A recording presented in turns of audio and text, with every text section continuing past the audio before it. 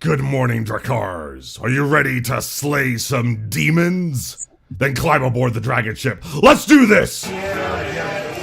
What's up, RP Thor? I wish you were here, man. We wish you were here, but thanks for the wonderful message. We love you. Thanks for supporting the fellowship. You the fucking man.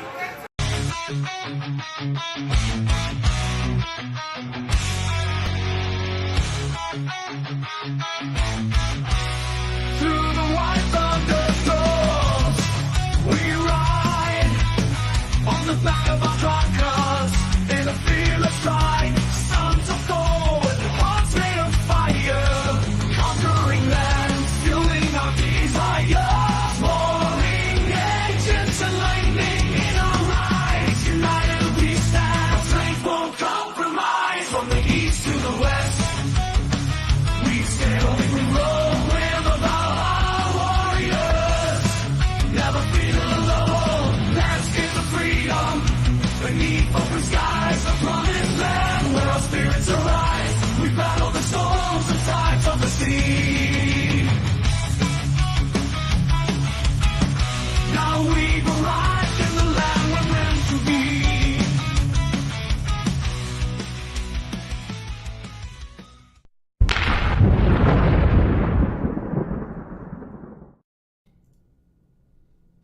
Good morning, Drakars.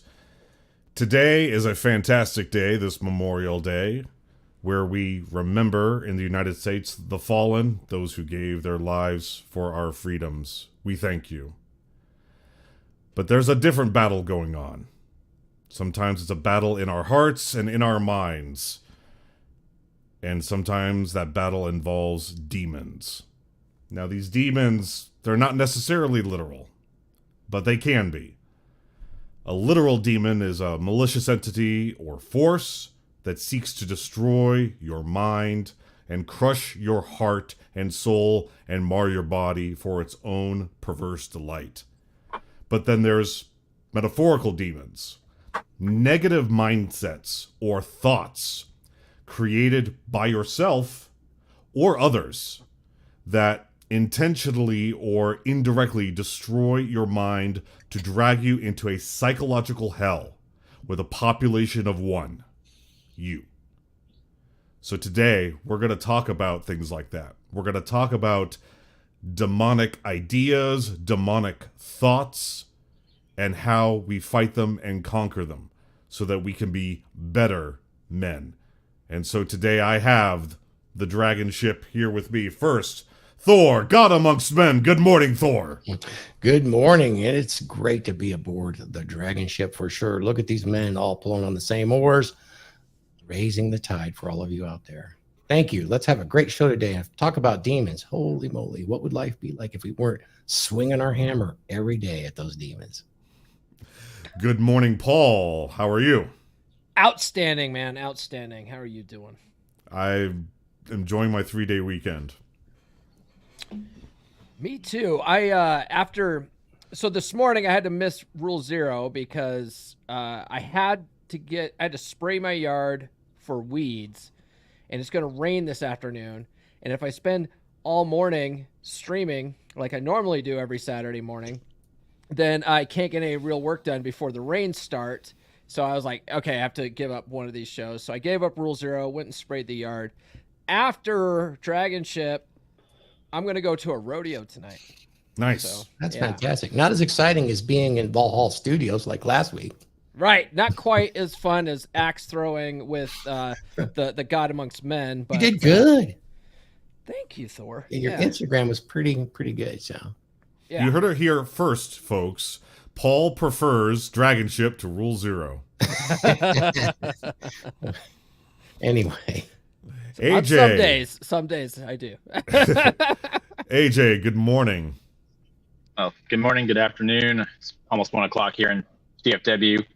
I unfortunately do not have a 3-day weekend. I am working this weekend to keep the internet on because it never shuts down. We need you. Double time. And Hudsman, Viking Paradigm, good morning, you savage ginger son of a bitch. Good morning. That was I think I called Viking Paradigm Huds for a second. I meant Taro. You did. My bad. You got me confused there. If we Yeah. were the same person. Anyway, that's why I Huds. just slightly said good morning. Huds, fantastic thumbnail. Thank you so much. Yeah, no problem. You gave me the idea, and then I went to work, and I think it came out perfectly for what we're talking about. Demons, man. We all got them. We've got the internal demons. We've got demons, other people around us trying to pull us down. And how do you handle that? So I think this is a great topic, great show idea. Let's dive into it. All right. Hey, Huds, I got to stop right now and tell you, you did such a good job with the thumbnail, but you have been for a while. Part of what the Dragonship's all about is that teamwork. That's why we say we're a rising tide. And a lot of us on the panel, we don't agree and lick each other's balls about all of these topics. We actually don't. But we're grown men, and we don't bring those.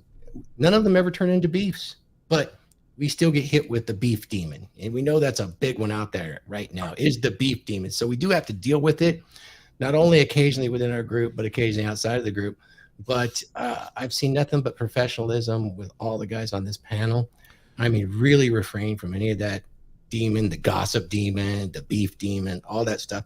And everybody pulls together a couple days before every Saturday and discusses ideas. It is such a pleasure, having been on many panel shows that are basically show up and improv, and then people get a little bit miffed. No, that doesn't happen here. So Huds, good job. Rest of the team, fantastic to be here. Sorry to take up so much time, but I wanted to recognize Huds. Absolutely. Well, Appreciate since it. it's not the 8-minute mark and we're already licking balls, so Oh, basketballs. if you wish to super chat today, we appreciate it. It helps support the show since we can't help ourselves. We can't even go 8 minutes. Well, just like my father. That was me. It's a problem when we open the show with a clip where the guy says, "You're fucking awesome." In the first that's always a problem. first 3 seconds of it's like, oh, okay. Yeah, Mike. Yeah, a famous guy too. So we should probably be careful. Wraith, good morning, sir. You look like you're ready to hop on a John Deere. Just thankful that HUD can actually grow facial hair these days. That was a good one. Not me. What? Oh, I know it. Huds. Who's doing cameras? Oh, All of us, apparently. Yeah, That's it's okay. looking good, Huds. Looking good. Thanks. And last but not least, our resident Lego expert, Jack Napier. Hello. How's everybody doing? We're Hope doing everything's great. Do you have now I know in England they have like a Memorial Day where they wear the poppy. Is there something similar in where you are? Yes, ours is May the 4th and May the 5th. So on May the 4th, we have the 2 minutes of silence for those who gave their lives during the liberation of the Netherlands and those who passed away during the Second World War. And then we have May the 5th, which is our Liberation Day, where we got freed by the Allies from the Germans in 1945. So that's kind of what we got. But we don't. And then we've got King's Day, which is like the national birthday of the king. But that's kind of it. So over there, do you like close things and actually have a public holiday where like the banks close and Funnily everything? enough, through the years, stores are staying open more and more, even during Christmas. It's so odd. It's so odd. Like grocery stores are almost open every day these days. Following the American model, are you?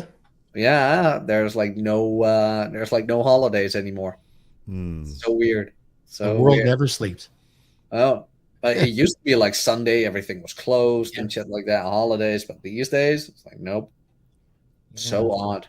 So very, very odd. It's still like that here in out here in the Delta, Colorado area. You know, the sidewalks roll up at 8 o'clock, and on Sundays everything's closed for Jesus. And people, they have weird hours out here where you're never sure when when a store's open because they close like randomly on a Wednesday or something. It's like you never know what's going on here. Is that an advantage or a disadvantage? What do you think? There's definitely two Americas. There's rural America and Oh, yeah. city life. Yeah, there's pros and cons. I don't know, to it. man. Down here, people still close stuff on Sundays because it's the Bible Belt. Yeah, didn't they make a movie about that? Just came out, Civil War, Two Sides of America. Yeah, I watched it last night. I don't know anything about it.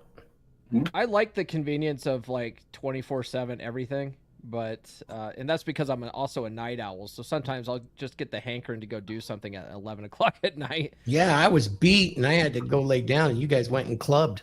Yeah, we went to a club because we don't have clubs out Made here. me feel old. Well, speaking of doing things in the middle of the night, let's talk about slaying some demons, shall we? Yeah, did we get everybody introduced? I think we did, except We did. yeah. Okay, cool. Yep. Thanks, Mike. Hey, just real quick, acknowledge the chat, guys. Super chats, super thanks, all those things. I really appreciate it. We're broadcasting our pirate signal to all of our channels right now, except Jack. He's I don't want to, but that's okay. Send him a super thanks too on his channel. It really helps us keep the demons at bay. And there's some amazing comments right now I'd like to see. We'll maybe talk about them later. Thank you. So, guys, this kind of came out of nowhere. It was right before we did the 100th anniversary episode. Something actually happened online that inspired me to talk about this. And I was watching, for those of you who may not know, there's another channel that's a kind of a partner to Tim Pool, and they're called Pop Culture Crisis. And I was watching a video about them. The video was entitled, Gen Z Thinks Wokeness is for Ugly People. But there was a comment made in the show that prompted me to put a comment below their video, and then the comments that I received in reply to my comment, that's what inspired all this. So for context, it's only going to be about 15 seconds. We're going to show what prompted my comment so that we all have context here. Discuss about this. So we're going to advance it here. And then the guy on the right, that's who's going to be saying what I responded to. So here we go. Like, I know that there are financial issues that are going on, but I don't think that financial issues actually have a direct effect on overall happiness. Studies seem to say that money doesn't really make people happy. If you don't have money, it can add a stressor, but it's not something that's going to make you happy and satisfied. And young people today, it doesn't seem to me that the people that at least that are regularly on the internet and you know, making a lot of TikToks and stuff like that, they don't seem to be motivated just by money. All right. So that's it for the clip. Okay. Yeah, it's Phil Blobronte. He's I want to say All That Remains lead singer. Yeah, he's a famous guy. However, I disagree with him. Tell me. Money absolutely can make you happy. And so I commented below the video here. And so now I will share my web browser because that's just easier. And I will zoom in on it. Whoops. Sorry about that. As someone who has gone from $20,000 a year to $100,000 a year, I can tell you that money absolutely can make you happy if managed properly. Now, we did have one guy here who echoed my sentiment. Exactly. Of course, having a decent amount of money makes life easier. And $100,000 hardly puts anyone into the rich category. He's right about that, by the way. But the fact that you're managing it properly indicates that you don't let money rule, but the other way around. And that's the recipe for success. Good on you. And I said, exactly. This is the correct attitude. Always be improving, leveling up. Do not give in to any doomer mindset. What doomer mindset? These two comments above here. Here comes the demonic thought. You only have more to lose. You can't eat money. If shit hits the fan, we're past the 8-minute mark. If shit hits the fan, you're going to be fighting for water along with the rest of us. If anything, having money makes you more of a target. Best not to brag. And then this other one here. Bro thinks he's gonna get a place in a bunker if some world-ending catastrophe comes. I got some So they're comments about interweaving this. a lot. I got some comments about this. One, money doesn't buy happiness, but it can buy you a boat.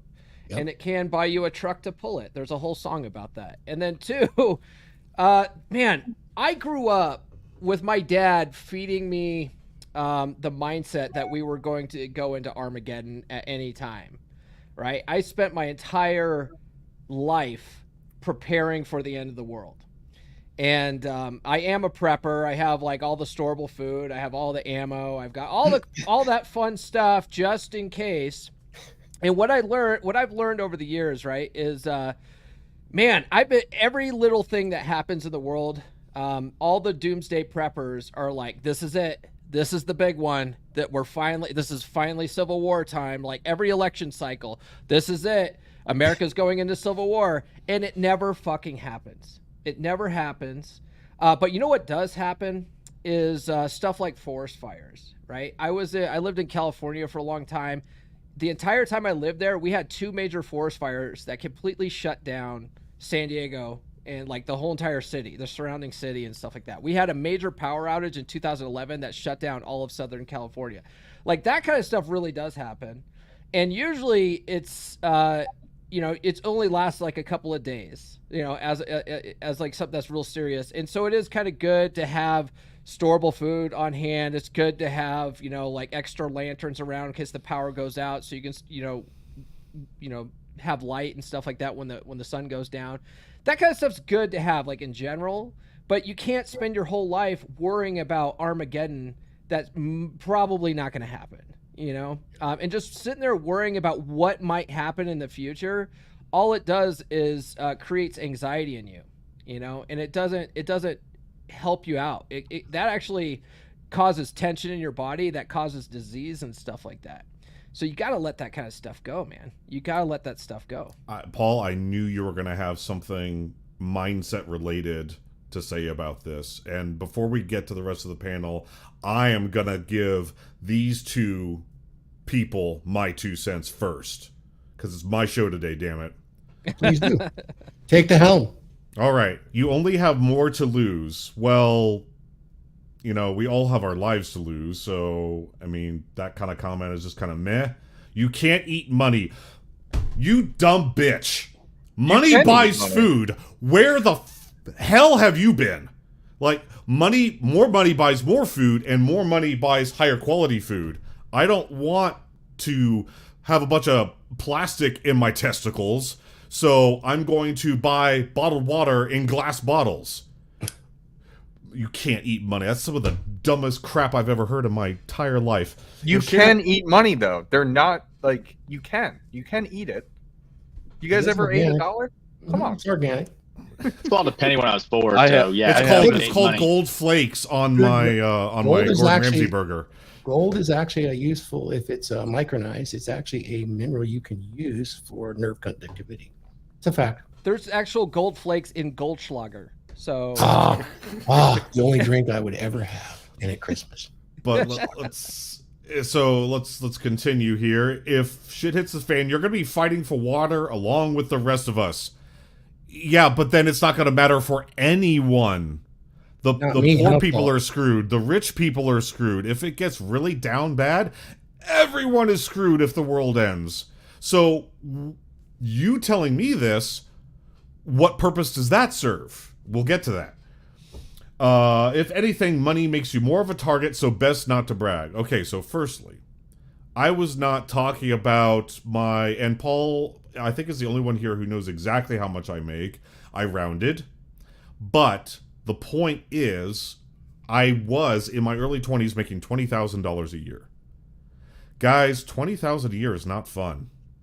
It is not. If you've ever been there, it is not fun. It's miserable. I was dropping my point to counter what he had said in the video, saying that money doesn't make you happy. No, it absolutely does.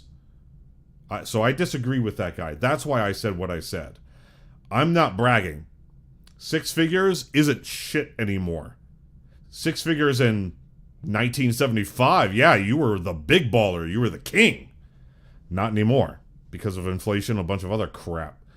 So... Mike. Yes. I think that I can push back on you and Phil a little bit together in the terms of definition. of money, happiness, and why this becomes such a hot topic of debate. Really, money is a tool.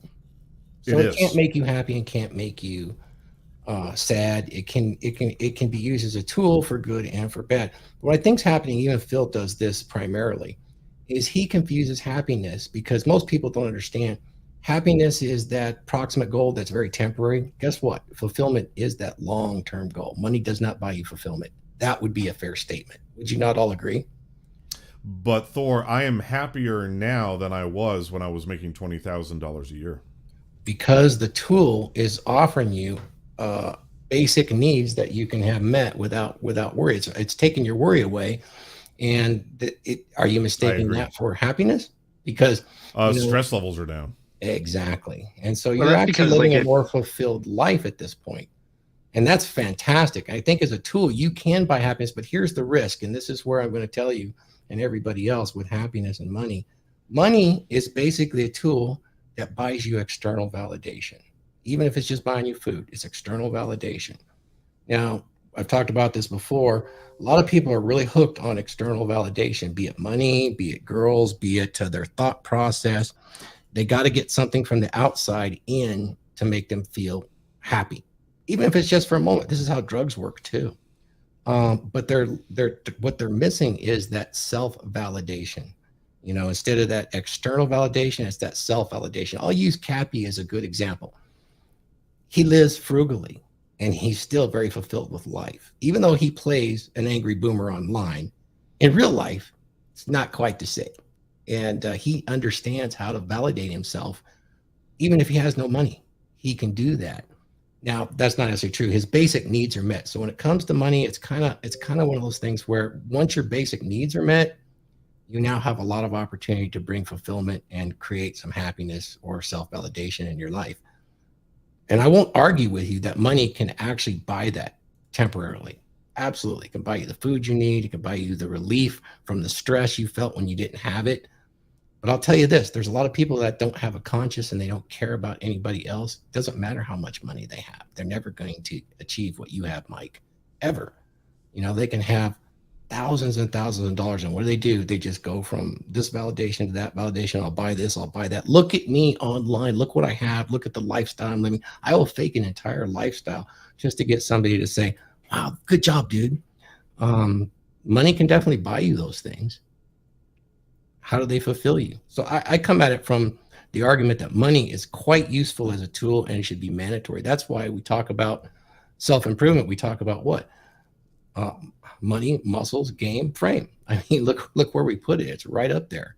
Exactly. Without money, your survival is not met, which is one of our primary drives, right? And if you don't meet that, you don't even qualify for the next part, which is, procreation. If you don't have it, you're not going to qualify because the gals won't let you pass due to Bertholdt's law. So money's important, and I agree with you, but I also kind of agree with Phil a little bit if he just changes his terminology. Money in and of itself. To go off of both what Thor's saying, what Mike's saying, and even what Phil Labonte is saying, because I just started actually reading Bachelor Pad Economics. A good way to think of money, and I think it's who was it? Miguel kind of brought it up to me, where it's just an amplifier. And Cappy brings it down even further, where money is just a trade of your time.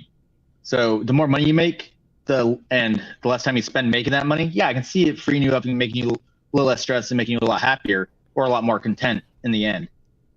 Bingo. Well, it's like I did a whole series on the science of getting rich. I don't know if you guys have read that book. It's a really good book. It's a old school law of attraction book. Came out around the turn of the century. I read it out loud. Yeah. So the science of getting rich is really good. But one of the things that Wallace D. Wattles, the guy who wrote it, he asserts is that really kind of like what Thor was saying, money is a tool, and it gives us the ability to better experience life. But you can go like what another thing that Thor said, right? Be like what Cappy does and live minimalistically and live below your means. That doesn't mean that Cappy doesn't have money and he doesn't have enough money to go out and do other things. But the reason why he has more money to go out and do the things that he wants to do is because he doesn't spend it on stuff he doesn't need. Yeah. You know, Dumb shit. Now, so as long as you're good with your money, like you can live the lifestyle you want. So You go to my Facebook page, I wrote an essay on happiness. Happiness is only a prelude to the next challenge.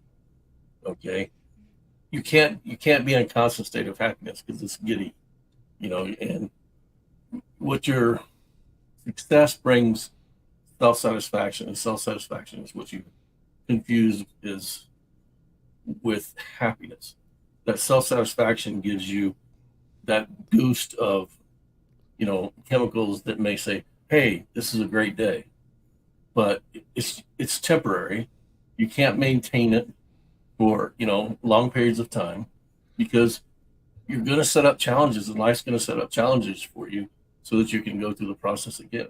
Because we're in a constant state of learning, constant state of change, constant state of flux. And we need the happiness to get us to the next stage. Yeah. And it gives us something to look forward to for the next stage in life. And unhappiness to give us that boot in the butt, right? Right. So all everyone is making great points, but I do want to go back to the topic at hand, and that is when people or external forces attempt to destroy you. So I want to wrap up here with these comments and demonstrating what these people are trying to do to me, and then we'll go around and talk about how welcome Nuke, by the way, other kinds of demons that try to tear you apart. So the final comment that was here is bro thinks he's gonna get a place in a bunker if some world-ending catastrophe comes. No, I never said that.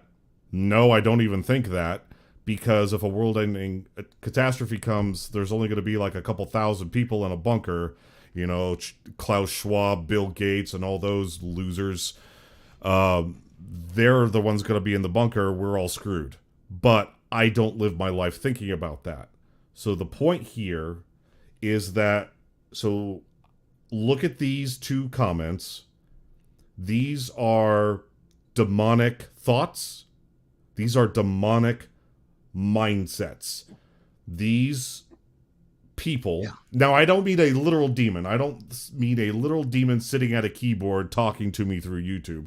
I mean a demonic thought where the person was determined either through themselves or through a demonic force to attempt to get me to curl up into the fetal position, have a panic attack, and give up on life from their comment. It's also another name for this could be called the black pill. And so that's what gave me the idea for this episode. Like, here I am knowing I'm not out here trying to become a billionaire, the next Elon Musk or anything like that. I'm just trying to buy a house and start a family. Pretty straightforward, right? Well, here come these people attempting to just crush and blacken and poison my mind with their mindset. Like, these people have clearly given up on life, and they want to spread it. That's the other thing about demonic thoughts and mindsets. It spreads, and it seeks to propagate itself through others. And so the way I fight back against this particular demonstration of demonic thoughts and mindsets is not only just like what we're doing here today, where I completely debunk everything they say, but also just like, you know what? Fuck you. You want to keep renting? Fine. You rent. I'll own the house you rent, and you pay me rent. I'm going to continue on to my life with the mindset to become a winner. You want to wallow in this blackness, in this depression, in this personal hell that you've apparently built for yourself, that you want to drag me into so that you don't have to be alone? Nah, I'm good. You go right ahead. I like that. I have a sound drop for that. Let's see if I got it. I'm saying what I care about is the reality of goodness, not the perception of it. And what I see all over the place is people who care about looking good while doing evil. Elon Musk. Okay. I love that comment. He goes, "Fuck them." Okay. Is that what you're getting out there, Mike? Basically, yeah. Like you will not penetrate my walls, of the walls of my mind, and infest me with your demonic thinking. It's a good point. Yeah, I call it the crab in the barrel mentality. They think they need to pull you down to try to get up, and they don't even want to get up. They're just grabbing at whatever they can and just basically trying to keep everybody down rather than climbing the fuck out of the barrel and living. Well, there is clout and money to be made by climbing those crabs. Yeah. Well, and that's the thing. Misery loves company. So people always are going to pull themselves back down. But, going off of, what you said, Thor, is that I tell guys all the time, I use this analogy. Money is like a hammer. It's a tool, right? And you can either use it well and build a house, which is your life, or you can fuck it up and miss the nail, rather than hit the nail on the head, smash your thumb, right? And that's what a lot of people do is that, they got shitty tools and then they're using them in a shitty way. Poor tool, poor methodology. More money is just better tool, right? Better hammer, better drill, right? That's all more money is, right? And if you don't know how to use a hammer right, yeah, you're going to tell a guy trying to swing a hammer correctly, like, trying to get better at it, like, oh, you're wasting your time. I don't need a hammer, right? I already got a house built. I already got a life, right? And they're happy where they are. They're content, right? So they feed into these self-limiting beliefs. Get my new hammers, I'll tell you. Yeah. So they have those self-limiting beliefs, and that's the demon that we're talking about here is what variety of self-limiting belief do you believe in? You're always going to be under assault from the day you start any social interaction, and even possibly from your parents. How many stories have we heard about kids growing up? It's like, I was never good enough because my dad always said I was a dumb shit. I mean, we've heard stories like that, right? And that's where we bolster ourselves, and we don't do that to others. That's part of the rising tide, right? Is not to propagate. And the funny thing is, you guys said, about some of the people that make comments like that. What compelled them to make those comments in the first place? I think that for a minute before you absorb it, because it can really draw you in. This stuff is intended to draw you in. And every time you say something, your subconscious mind has no delineation. Wraith can talk this. There's no delineation between reality and projected reality and what actually is out there. It doesn't draw a distinction. So it's always sitting there in the back of the mind. Am I not good enough? Am I a piece of shit? Maybe money doesn't make me happy. Maybe it does make me happy. There is no firewall to the human mind and brain. There is no firewall. You're your own shopkeeper. Absolutely. One thing I want to point out on it, and you were kind of touching on it for a second there, Thor, is why are these people doing it? I think a lot of times is they hate themselves, and a way for them to relieve that stress is to push that internal pain onto others. That's why people troll online. That's why they try and bring others down, because they hate their own lives. Say that again. Say that again about trolling. Yeah, essentially, when people like troll online, a lot of times it's because they hate themselves, and when they hate themselves, a way for them to kind of release some of that dark internal energy is to go out and troll and to attack other people and try and bring other people down, because they internally hate themselves. Yeah, I do think a lot of it's also mindset, and mindset is contagious. I really believe that. You can look at it now. Just look at 2 years ago where panel shows were going. Now they're at each other's throats with this, combative or interaction. Combative communication is what I've labeled it, But yeah, there's a huge difference just between 2 years ago. So yeah, whatever is socially popular definitely affects this whole mindset about, oh, I have to react because I am being me, and being me is to express every little stinking thought, no matter how harmful to everybody around me, when it actually harms themselves. Yeah, they're comfortably miserable, right? Yeah, that's what a lot of people are comfortably miserable these days. I know, I used to be one of them, right? I had my basic needs taken care of, and so I didn't really have any motivation to do anything more with my life. Well, one of the things I've learned in NLP, in studying NLP, is that we naturally, as humans, and everybody's affected by this, but we have a negativity bias. Our minds naturally want to spiral downwards in a negative pattern, and so it has to be a conscious choice to kind of stop that in its tracks and not allow that to happen. But a lot of people just go with the flow because it just feels better. Oh, it feels better to feel bad, you know? Well, it's But easier. it gives you a sense of belonging. Yeah. Paul, If you bring up a good point on people's mistranslation of Nietzsche's abyss quote right there. A lot of people just stop at the abyss, and it's not saying that, hey, you must stop and stare at it and have it stare back at you and become part of it. No, go ahead and fight it. That's where a lot of people mistranslate Nietzsche on that. What's the Well, quote? I mean, we break our lives up in, for the most part, people break their lives up into tribalism, and it's the tribalism of, politics, the tribalism of Gen Z against, the baby boomers and exit. So, in order to have that sense of belonging and to feel like you're a part of something, you've got to adapt those memes. Good point. All right. So how do you guard against that, Wraith? Well, I mean, it's basically, looking at, what, and we're talking a little bit of NLP here and psychology. That comes from presuppositional phrasings that you've been exposed to, and how you change those presuppositional phrases is the inner work that you have to do with your own thoughts and say that doesn't have to be me. I can be this, okay, and I can be accepting of this and that.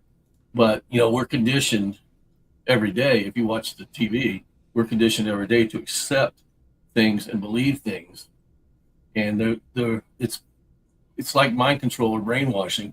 Those presuppositional phrases are throwing at us all the time, so that we can accept something that we wouldn't accept normally. So when you sit there and you say, take the generation now, America's screwed up because of the past generations. All right. And that's what they're being told all the time. Or America's screwed up because of one party or the other party. If you get fed that enough, you start believing it and you start exhibiting it. Oh, that's true. And that's not actually what's happened. Yeah. That is Yeah, true. it's that negative cognitive bias, right, comes down to calorie use, right? It takes calories to solve problems, right? So it's not so much a negative bias, it's a survival bias, right? Paying attention to the bad things rather than the good things. Agreed. Right? It's easy to pay attention to the good things, right? You find honey in nature, right? That's some good shit, right? Now, remembering that the bees are going to sting your ass if you raid the nest, right? That's going to stand out more in your mind than anything, right? And that's where a lot of humans will cower in fear. They won't figure out a way, oh, I could use smoke to clear the nest and get the bees away from it because they're going to run from the smoke, and then I can get the honey, right? That takes cognitive effort. So humans are naturally lazy because they don't want to. Your brain uses like 20% of your daily calories, right? It takes physical effort to think, and most people are just too lazy to engage their brain, right? It's easy to be comfortable once your basic needs are met. That's why most people don't find this space until they're uncomfortable to the point of an extreme, like getting shit on by a woman, divorce or something like that. Whatever the case may be, like in my case, becoming obese and having problems in my relationship all the time, not understanding money because I was raised to be, survival biased, to be prepping for the end of the world, and not so money wasn't going to be needed, right? So I didn't know shit about money. And as I said last time, that's why I found this space, because I started looking up like how to actually become a millionaire the right way, rather than these get rich quick schemes that my dad was always into that never fucking panned out. So that's the key thing. If you do not engage your brain, you are going to revert back to your animalistic survival nature. And if your basic needs are met, you're going to see all of this other stuff, making more money, having better relationships. It's too much effort. It's not needed in your hindbrain, in your subconscious. It's an unnecessary stressor and calorie expenditure. But in today's day and age, we have the calories to expend. Engage your brain and be better. That's what I tell guys all the time. It's too seductive, though. I mean, I've actually seen that in real life when we're talking about demons with multiple people too. They'll be in a spot where they're down low, and basically they look at social media and all this stuff, and I can do this and I can do that. They're very confident in that stuff, but the reality is they're in a spot with money, since we're talking about money as being a demon, where they haven't done good management. And then they find themselves in a mediocre job, but the mediocre job is actually not. They go to work at one of whatever, big box, and they're in charge of an aisle of whatever. If they worked hard, showed up early, and stayed late and volunteered for everything that was there, they'd probably promote within a month or two. But no, I've seen this multiple times. That's not the case. It's that I get just enough money to get by, and then I don't show up early. I don't stay late. I do the bare minimum because I'm getting my fulfillment somewhere else. I'm being told I'm too good. I should do this. I should do that. Instead of just putting their nose to the grindstone and doing the best that they can do and showing that their merit actually is going to buy them a promotion. Now you're in charge of the aisle. Then you're in charge of the department.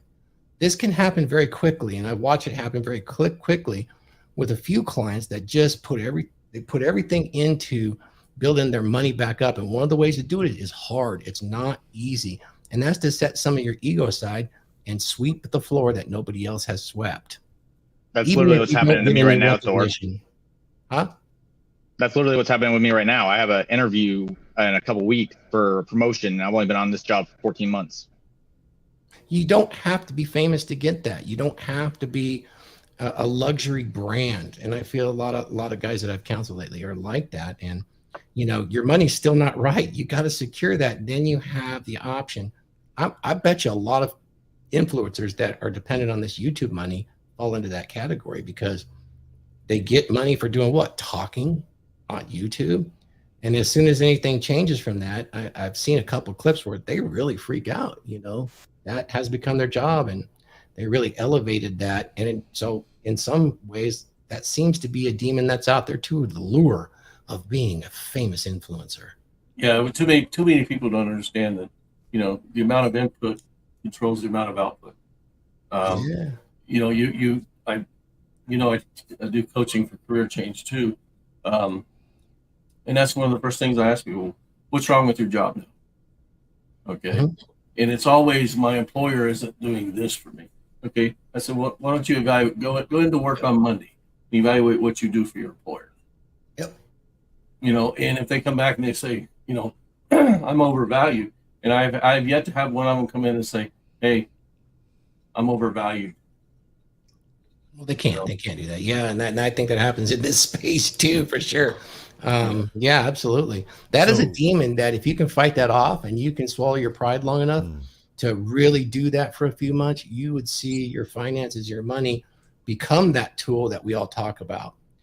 Mike, you've actually done this yourself. Yes, sir. Look where you're at now. You followed those principles. And I think now you have the opportunity to use that money as a tool. It certainly feels so good that it's eliminated your worries. It's definitely happiness. I mean, it definitely contributes to your approximate goals, I'm sure. We live in a world where we're telling people you only have to do this much and you're gonna be rewarded this much. That is true. And it's we're constantly telling them that. Go to college, you're gonna get a good job. Well, that's a fallacy these days. Okay. When you go back to the time we were hunter-gatherers and stuff, your life depended on how much you could do that. And today it's an artificial value because we think knowledge should grant us privilege. Okay, and it doesn't. The work you do grants you privilege based on what you put into it and what you can produce for somebody else. If you're not producing it for somebody else, you still have to look at the entrepreneur way. What I put into this is it directly correlates to what I'm going to get out of it. And people, TikTok, I guess if I could dance, I'd enjoy doing it. But people are making a living standing there entertaining people for 60 seconds at a time, and it's unrealistic. It's not sustainable. I think there's a huge opportunity for us, Ray, to be old guys and cry and whine about our entire lives on TikTok. Don't you think we'd make some money? Anybody even give a shit? So I don't think anybody give a shit. I don't think I if I put some bolt-ons on, would that work? You might end up being one of these like Twitch just chatting communities where you get guys circle jerking, that are down bad, but it's only going to be like a handful of losers all doing that. So those are the kind of people you will get some followers, you'll get some sympathizers, those crabs in the barrel that want to keep you there, and they're happy to stay there as well. Oh, I will say this: there is When people vent about their problems, they actually feel better. They put them off. You can see this with women. They will vent everything that's ever happened to them in their lives to you, and they feel better while you feel burdened because you had to listen to all this stuff and take it on. Well, one of the things some men are doing that today. Yeah. One of the things I do when I start coaching people, and I'll tell them, I said, I'm going to charge you to coach you, but eventually I want that relationship to go away. Mm-hmm. Not the relationship that you and I have as, partners, friends, whatever you want to call it. I want to maintain those friendships. Yeah. But I want you to become I want you to be a part of my network. You pay I don't want you to be my client for life. Mm-hmm. Yes, I say the same thing to my clients. Like and with most of them, we become good friends afterwards. I want you to become a part of the network. I don't want this type of transactional coach mentee relationship for too long. Yeah, So, I don't want to be anybody's guru. That's what I am not your guru. I am here to help you get through whatever you want to get through. But eventually, I just want to be friends. I agree. I do that too. And in my group, and you know yourself, Thor, because you have one, I only charge for the group because somebody's got to pay these bills. You got to pay the server fees. Yeah, exactly. So guys, we're down here at the halfway mark, and we're gonna give our thanks to the chat here, and we got a couple ads real quick, and then we're gonna come back to Nuke because he arrived late. We need to give him talk about demons. A shout out here, and Nuke is gonna be the first one to talk about what demons we have encountered and how we fought them. So first, we got a couple ads here. First of all, Paul's dating course is currently 50% off for the month of May. We only have 1 week left. This next Friday is the last day to use the 50% off code. So if you've been waiting, what are you waiting for, man? You're gonna miss out. Guys, check out his dating course right here. 70% of relationships start online nowadays. But you're tired of being stuck in the dating app dead end. Swipe after swipe. And all you get is ghosted, or worse, bot matches. The problem isn't you. It's that most dating apps are designed to favor the top 20% of guys. And if your profile isn't up to par, you're just another swipe left. The solution?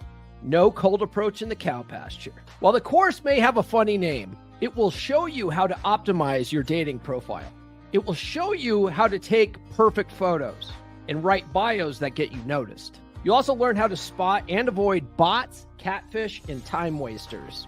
I originally designed this course for guys who live in rural flyover country, where the opportunity to meet women organically in person just isn't possible, or your options are severely limited. But this course will work for guys in big cities too.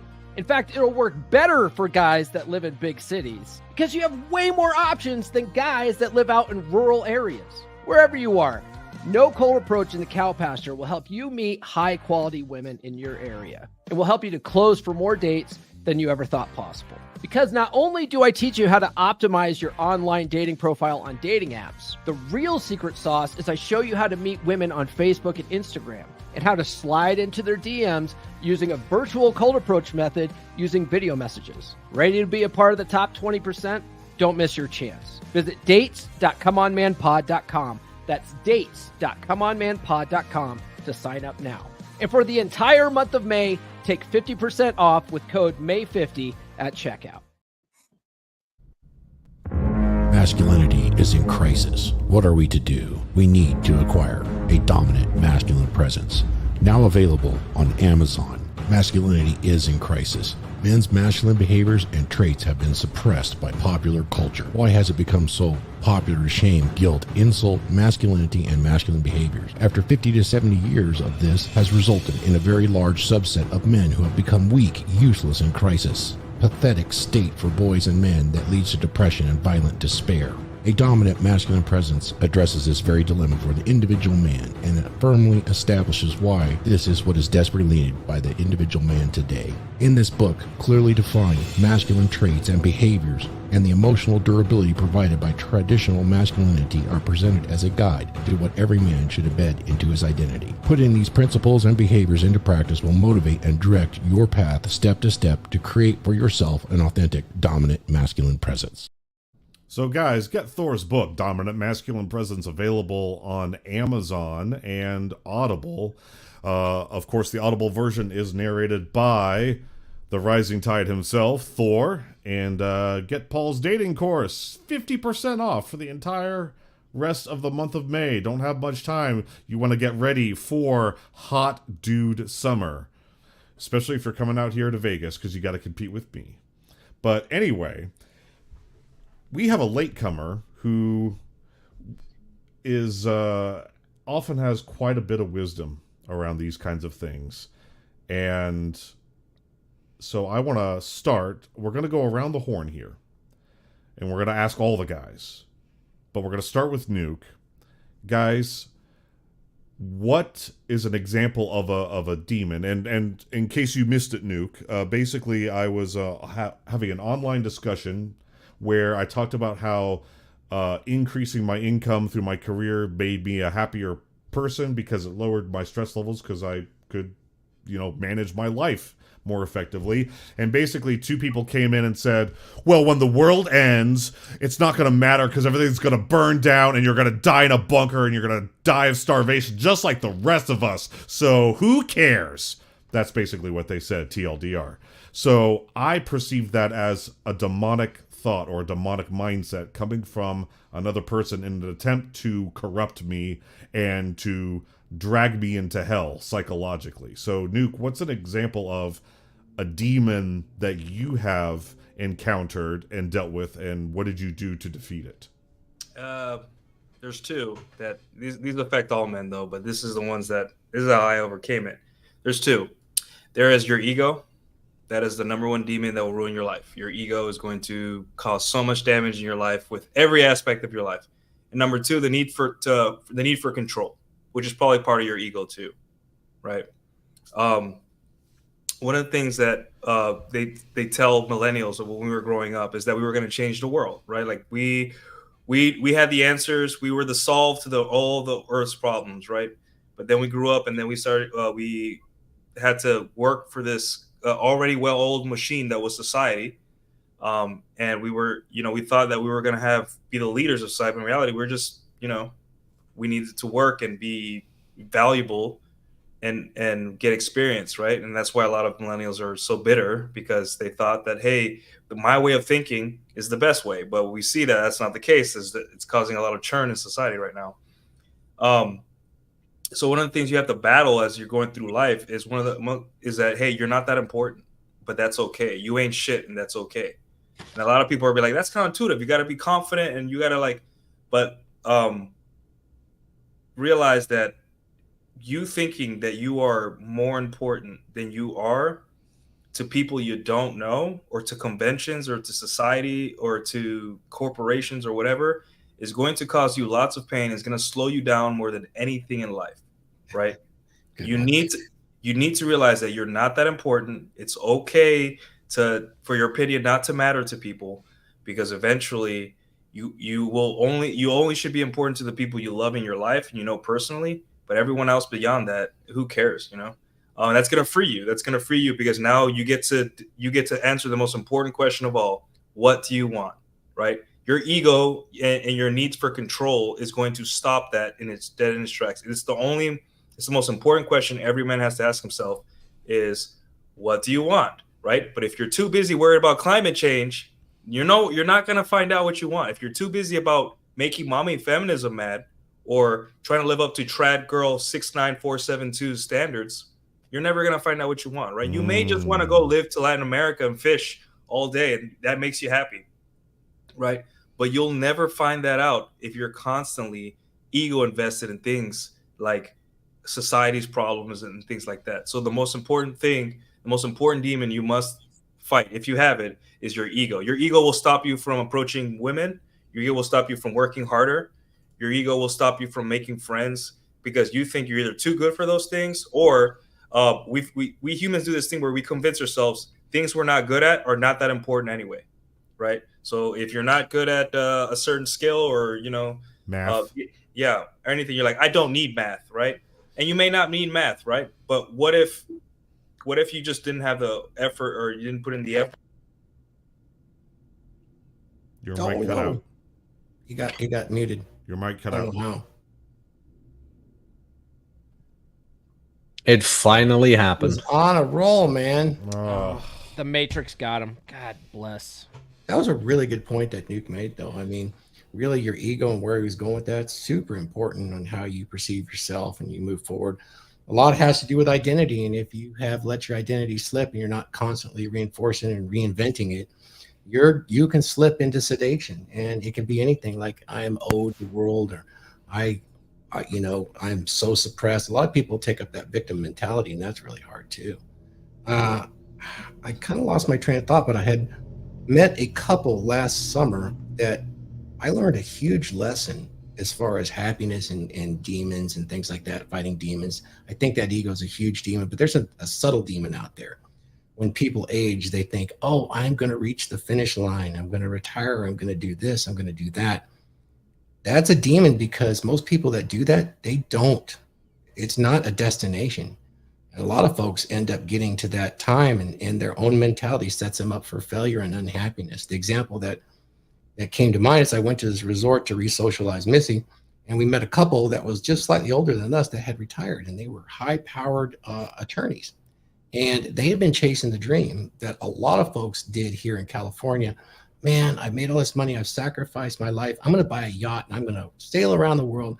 I'm going to go to the Caribbean, and I'm going to live my best life on this imaginary yacht with all of these things going on.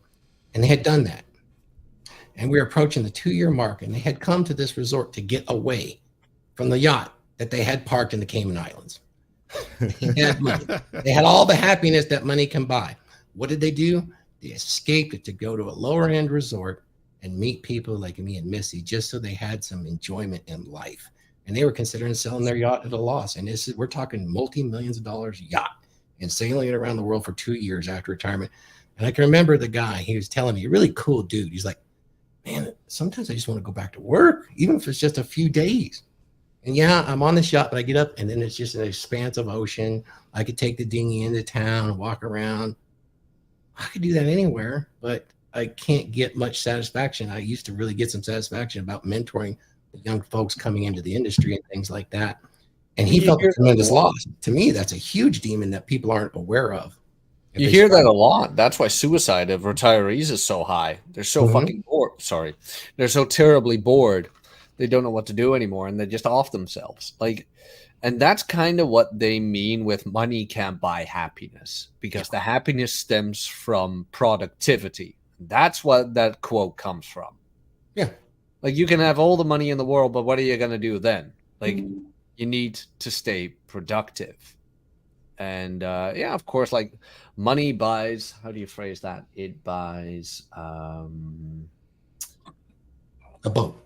Nah, a boat. And a truck to pull it. The Maslow's hierarchy of need. You know, you can fulfill that with money, but what are you going to do after that? That's self-fulfillment.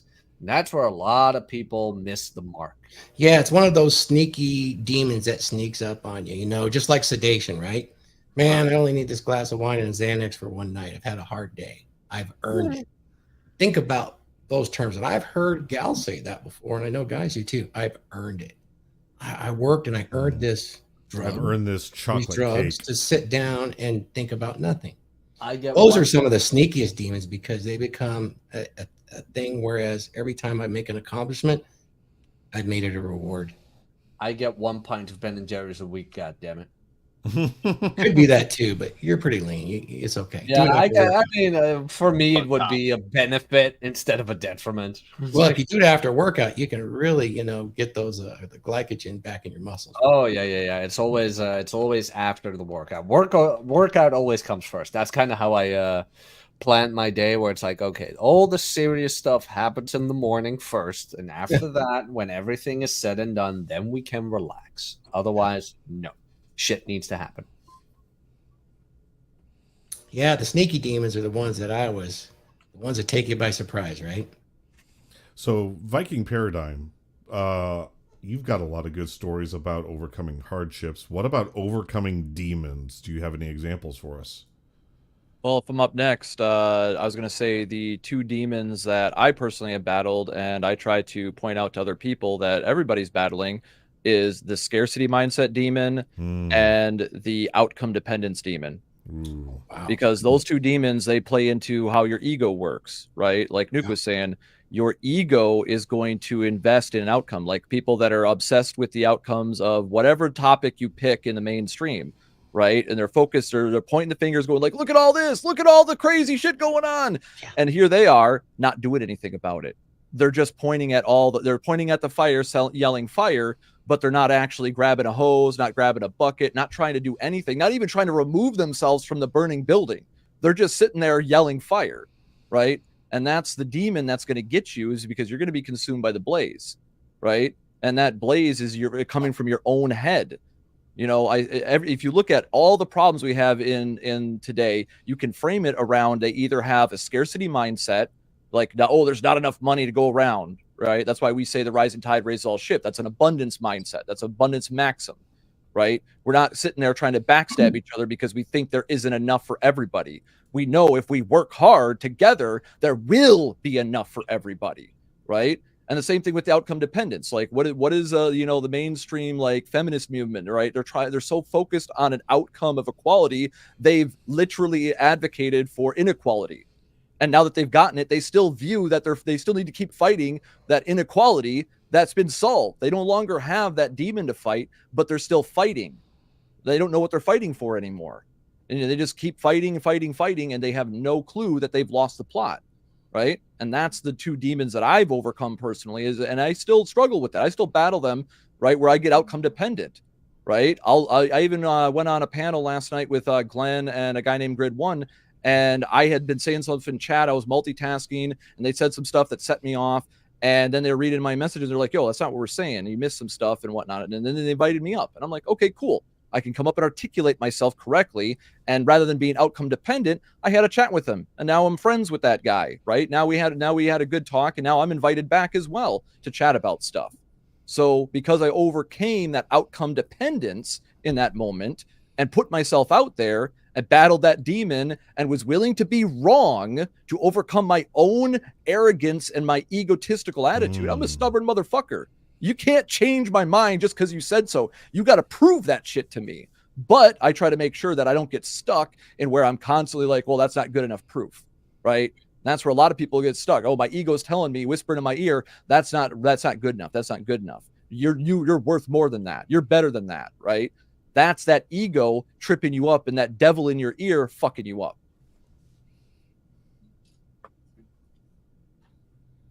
And it does. That's for sure. Nuke, welcome back.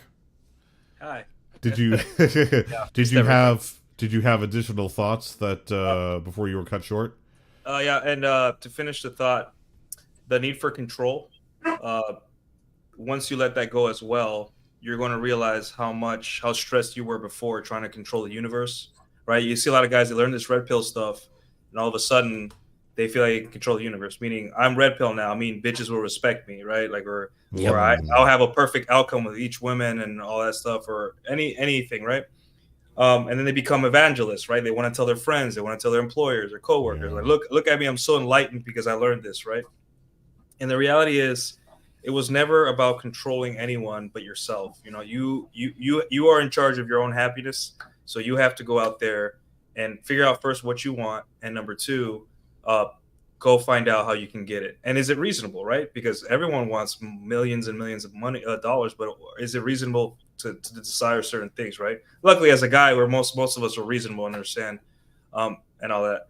But and then trade notes with the guys that already achieved it, right? Don't look up to them. Don't call them your guru, but maybe someone knows something you don't, or someone achieved something that you want to achieve. So you ask them, well, hey, how did you do this? I'm not looking for I'm not a sheep looking for a shepherd. I am a guy looking for tips and or a way forward, a plan, you know. And that's why I ask guys, what's your plan? Or I go online and mess with people and I say, so what's your plan? Hey, we need to stop this. I'm like, okay, cool. You need to stop it. What's your plan? No plan. Because again, that need for control for other people to come save you and do things for you is your demon. You are sitting down, you are raised to be a defective female, told that if you bitch enough, someone else is going to solve your problems. That is not true. You have to solve your own problems that you can. If you can't solve it, then it's not your problem anymore. So yeah.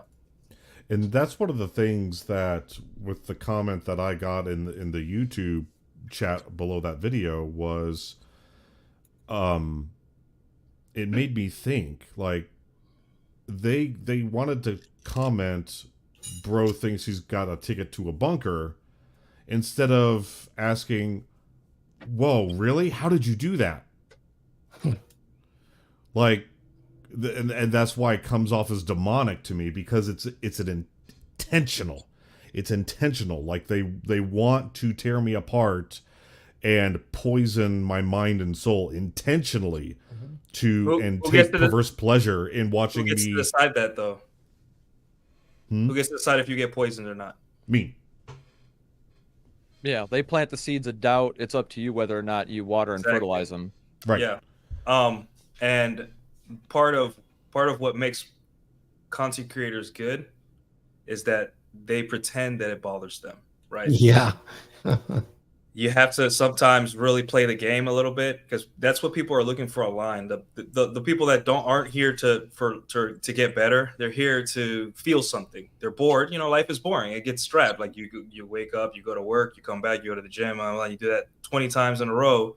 You're going to be like, I'm going to go piss someone off online or cause a shitstorm or say something stupid online to get someone to notice me, because, man, am I bored. Yep. And that's what content creators do. They're like, people are bored. Let me entertain them, right?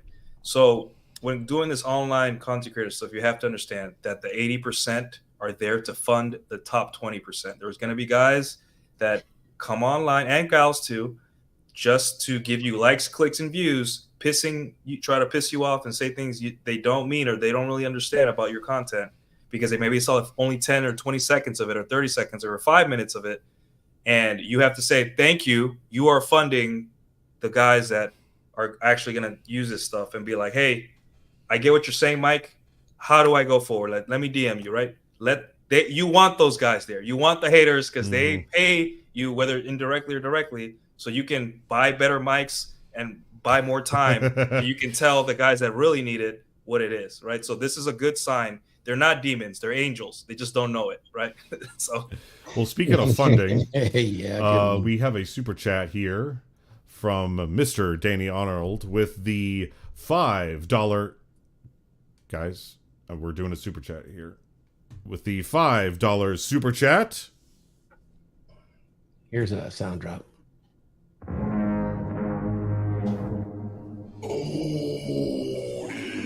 Danny Arnold. Thank you, Danny. Here's to Mike Steele exclaiming, "You dumb bitch! Hoorah!" I felt that as he said it. So here's a little something for the cookie jar. Well, thank you very much for that, and we appreciate that very much, Danny. Hope you're enjoying your weekend. Yeah, let's fill up that nookie jar. I like that. Yeah. And real quick, Thor, you mentioned earlier, I don't remember if this was on the pod or not, but you were talking about how you got caught up in the fun of posting on Twitter yourself.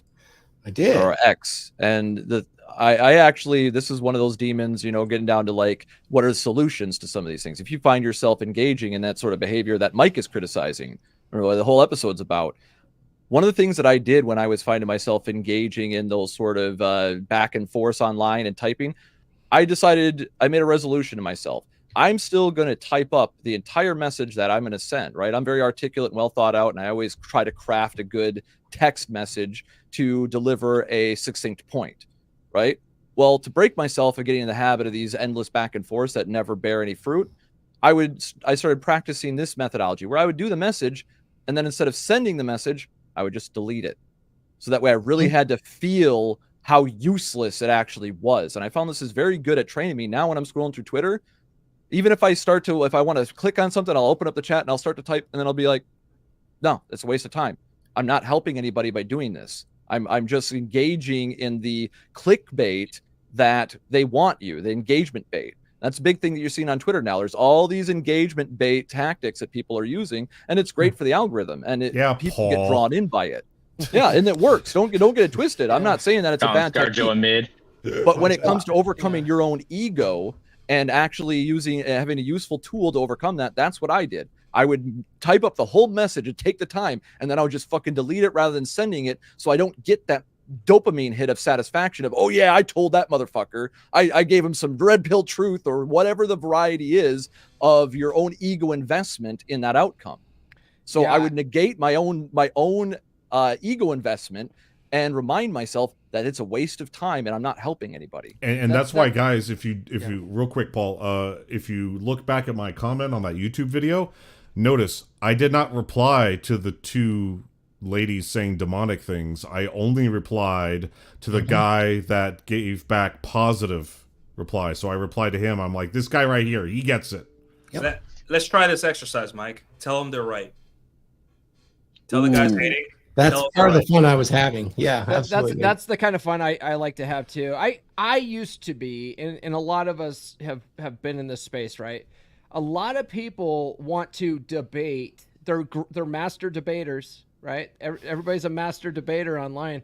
They all want to debate about whatever, and literally you can say black, and they'll go no white, right? And it's so stupid.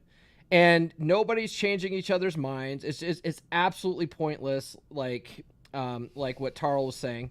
You're stroking the logarithm. That's it. Yeah. And so what I've learned just over the years of being in the red pill space and sort of watching what other guys do and stuff like that is, you can just egg these people on because they want to do it, right? Like they want to do it. They want to fight. And so usually what they'll do is, and they like to attack, right? They don't. Often they don't make any solid points. They just want to call you names and whatever. So, and always it's, hey, you're bald, right? Everybody drink. Everybody drink. Bald? So oftentimes, like, they'll say something to me and I'll just reply to it as a question. I'm bald? Right? And then that prompts them to reply more, right? And so if it's on your post, you can get people replying indefinitely by just asking questions like that. That's how I paid my groceries this month. I paid did? My groceries just doing funny. This. Yeah. I hate women. I'm a misogynist. Or just tell them they're right. Like, oh, what was I thinking after like 60? Because I have 4 arguments going on between people in my threads, and they're paying my groceries. I made like $500 on Twitter last. That's so cool. Yeah. And then this month they're gonna pay for Tadashi. I'm gonna give Tadashi a whole bunch of treats and stuff, and all that stuff. But the way it goes, guys, is that once you overcome the need to be right, the need for control, and all these things, you get to have fun. Life becomes more fun. You get these people that are still stuck in the I need to be right. I need my ideology to be number one, my religion, my this. I'm like, listen, man, you could be Muslim and I could be Christian or whatever. And I'll be like, dude, I get it, you're Muslim, but like, let's talk about something else. Like, what video games are you playing right now? Like, what shows are you watching? Like, what do you have? Like, where do you live? Tell me about your culture. Because at the end of the day, I understand that people have their differences, right? And trying to get everyone on my train of thought is exhausting. Like, I get tired. So when people come to argue, just say, hey, you know what? You're right. What was I thinking? And then they'll go home and they'll be like, I proved that guy on the internet wrong. I'm so fulfilled at life. And you're just like, well, you've been arguing with other people for 3 days and I made $40 because of that. Thank you. And now I'm going to go out salsa dancing and use that money to go talk to women or something. But it's just, you got to mastermind life. And part of it's kind of Machiavellian, right? Doesn't sound morally right. But realize that these guys will never improve. These people will always want to bring other people down. Why not make them pay you for it? They're going to argue with somebody. Might as well argue with you and you get paid. Stuck on checkers.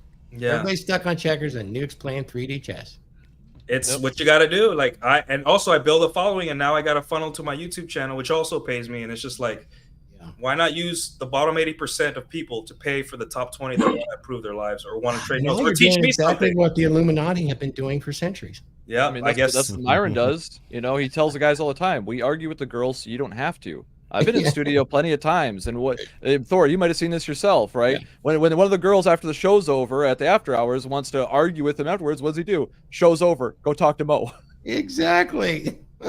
Yeah, you already paid. You already paid me. Thanks, I'm paid. Like the business deal's over. I have nothing else to offer you. And then the other thing about this stuff too is that they're gonna say things that piss you off, and that's okay. It's okay to be pissed off. Like people say dumb things, but over time, what's really gonna piss you off? How absolutely stupid people are, even if they're right.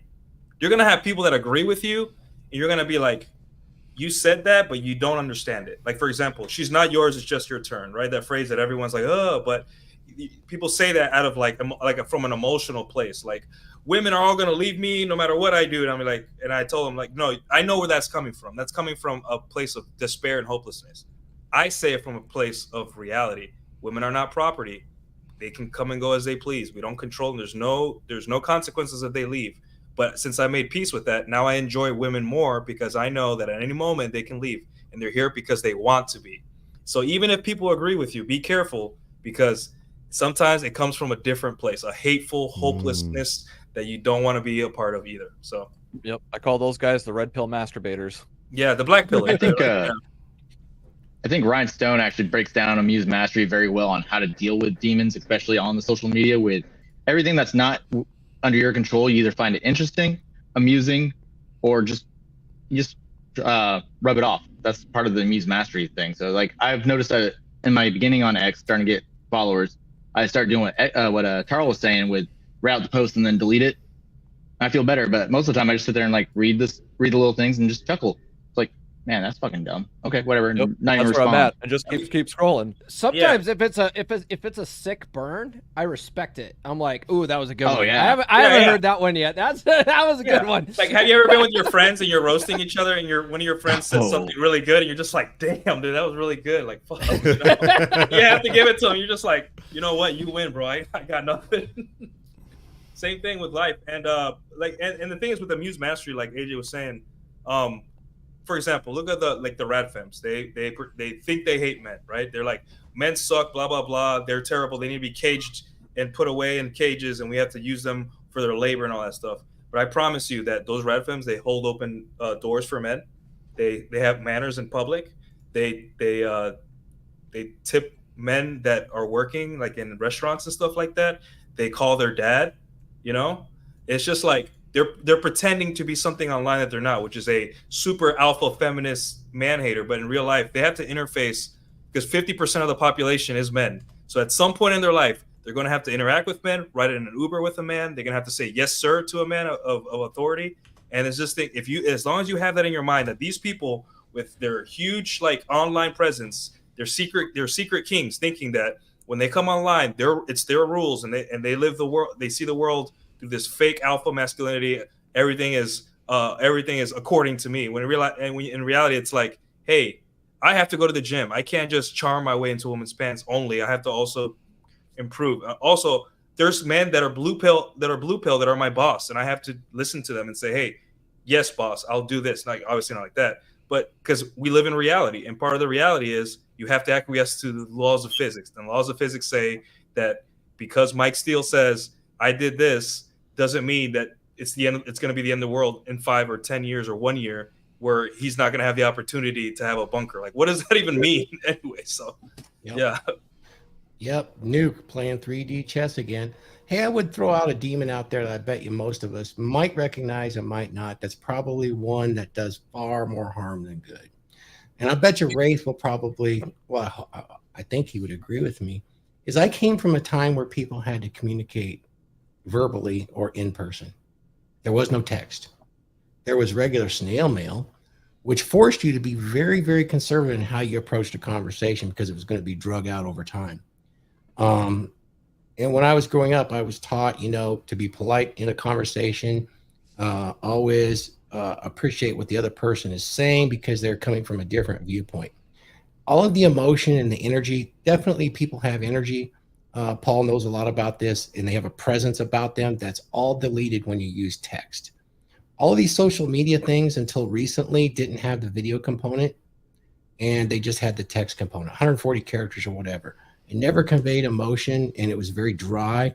And I think that demon's very addictive, just to say little verbs all the time and then fill in the blanks with your mind. I've seen text be interpreted in such a way, this is a good person interpreting text, that is no way I could ever think that that would be true or be what the intent of the person that texted thought. But they got so upset about the text, and then come to find out it was exactly like I said, it's just misinterpreted. I find text to be a demon that we can rely on. We just want to send a blurb. And even in this space, we've told guys when they're dating, use the text just for logistics, right?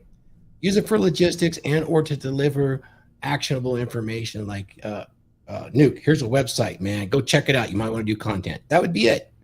If I want to talk to Nuke, I'm dialing up. Nuke, we got some shit to talk about. Let's talk about it. I think one of the demons is we're over-reliant on text, and it misses a whole lot of what communication can be and Tone, makes it stuff like that. inherently more combative because we have to draw conclusions on what the person is actually trying to convey. A lot of people disagree and say, well, the words are right there. Yeah, but there's a lot of meaning and adjectives and things like that that go with what they're trying to tell you. Do you guys agree or disagree? What do you think, Wraith? Agree. Texting's been a bane for me. Yeah, it is, and it also creates other issues where people don't accept responsibility for what they're communicating. Mm-hmm. You know, well, that's not what I meant, or if it is what they meant, they still don't accept responsibility for it. Give you an easy out, yeah. You know, so, and I think, you know, when you were talking about when you have a conversation of, you know, in person or even via video or over the phone, at least in voice inflections, you can tell, you know, basically whether a person's irritated or telling you the truth, because there's certain key vocal things that happen when you lie. Yeah. So, but like I said, it's just a lack of responsibility. My kids text and I said, call me. Yep. You know, because I don't want to text them. You know? I do think that's a demon that invades all. We're all affected by, and it can really cause stress between relationships. Like you said, voice inflections, body language, sub-communication is pretty much nil when it comes to texting. Do you guys agree or disagree? Have you experienced that? I agree. I agree and disagree. Okay. I think I prefer texting when it comes to just your average everyday logistic type thing. You know? I agree. Like don't fucking call me. Like I got shit going on and you're interrupting my day when you're calling me. Right. But so a text is better. Next best would be a voice message, right? So like if instead of sending me a word wall, send me a voice message. You can send that over text. But if there's something that really needs to be discussed, right? We had one of the beer club brothers going through some shit with his girl, and she's sending him word walls of text, right? And I said, hey, don't reply to that. Don't reply to that. Just I was like, wait a couple hours, you know, and then reply back like, hey, this is a pretty deep conversation. We're seeing each other on Friday. Let's talk about it when we see each other, right? And so he does, and she's like, I prefer to talk over text. And she says like this long ass word wall. I'm like, don't reply to that. She says another bombards him, just keeps bombarding him. So of course it's just hitting his you know, emotional resolve where he's like, I feel like I gotta say something, and I'm like, just fucking stop, dude. You're gonna talk about this in person. The problem with going back and forth with text like that is you misconstrue what the other person's saying. You can't read the tone, and you'll take things out of context that's not what the other person meant. That kind of stuff is important to discuss in person, or even a phone call if you have to settle it right there. A phone call is better for stuff like that. Now we got video chat. Paul, I like how you describe that, because I do see that as a demon that invades all of us, and we want to get sucked up into that, you know. Yeah. Well, and guys get sucked into that, you know, where he had the need to reply. But the thing is that that's pouring gas on an open flame. Right. Yeah. So it's just going to make, you know, that's what I tell guys all the time. Like they want to give like even short responses. It's like any response is a bad response. You're still pouring gas on the fire. She clearly, in that example, she's in her emotions. She's throwing walls and walls of text because she's wanting to express them. And she's shit testing him more or less to see if he's actually going to give in. It's a submission exercise, more or less, mentally.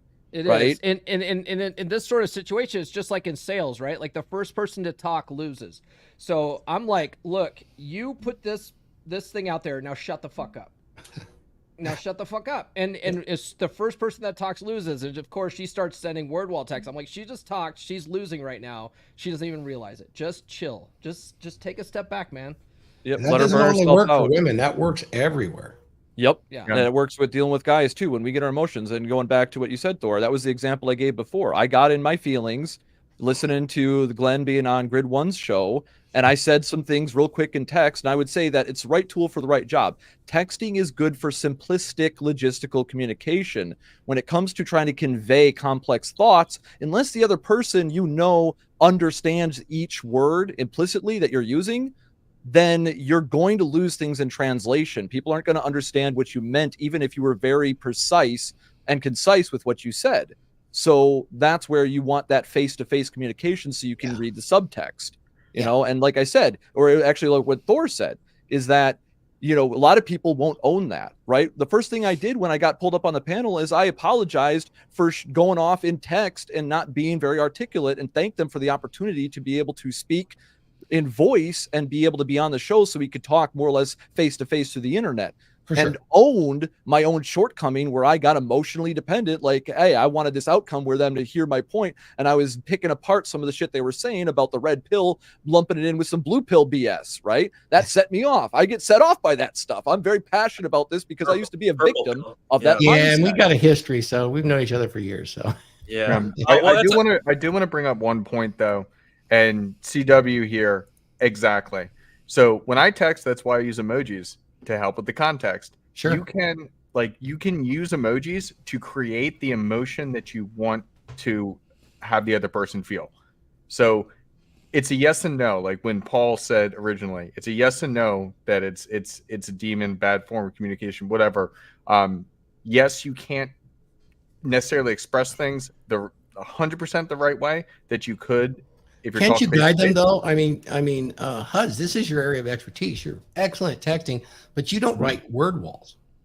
Well, I write word walls when I'm like communicating other stuff. Like I know in our chat, I'll drop. It's a little different because we're working, but I mean, well, there's context there, right? That's the thing is, like I said, right tool for the right job.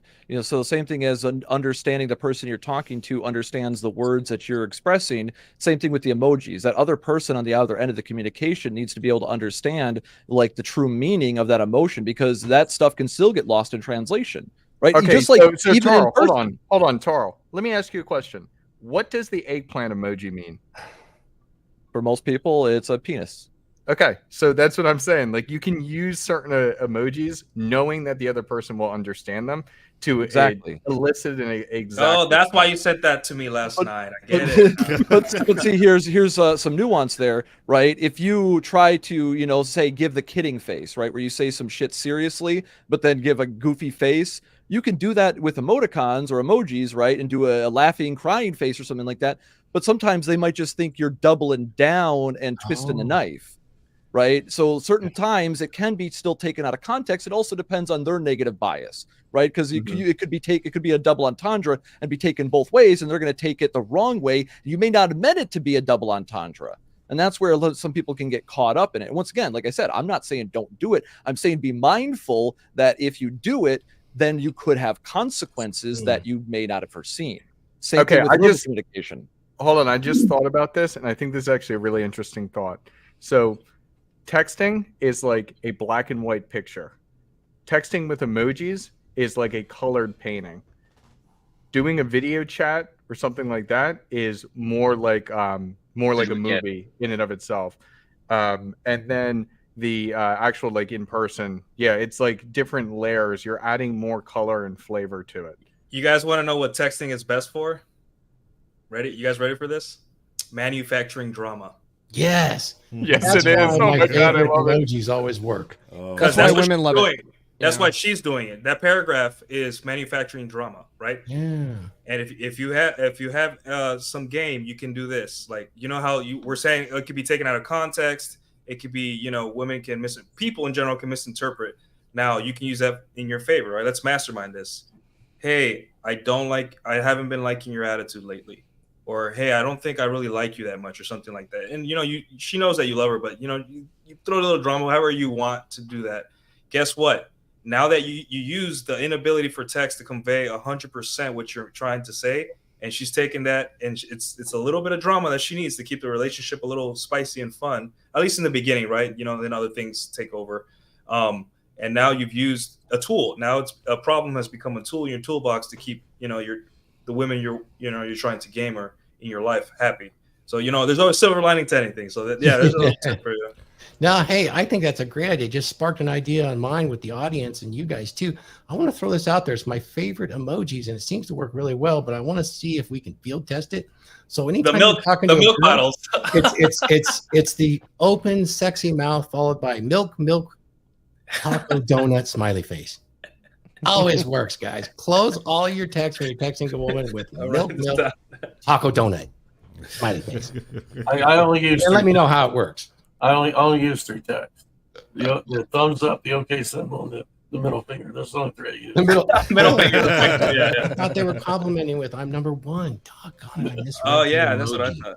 Yeah. Dang. Speaking of emojis, middle finger is very effective for causing manufactured drama. Send it to a girl you're talking to right now, and you'll have her. She'll respond to you immediately because that's just middle finger's powerful. Taco donut.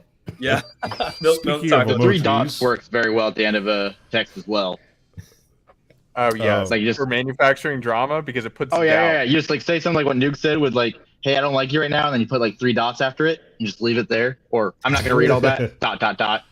Oh, it's fun as hell. Did you guys see my lecture on emotional spiking? I mean, you could definitely use text for that. Boy, women really get followed. Of course, it's a demon. You're using the demon to do your dirty work for you. Yeah, and it could be. It's not exactly dirty work. It's you're trying to keep your relationship fun and you love her. But she's a woman. She needs drama. 3D chess. There's Nuke again, master. Controlled fire. You want a wildfire or a controlled fire? Yes. So we got a $5 super chat here from Danny Arnold. Give us that sound drop there, Thor, sir. I can do it.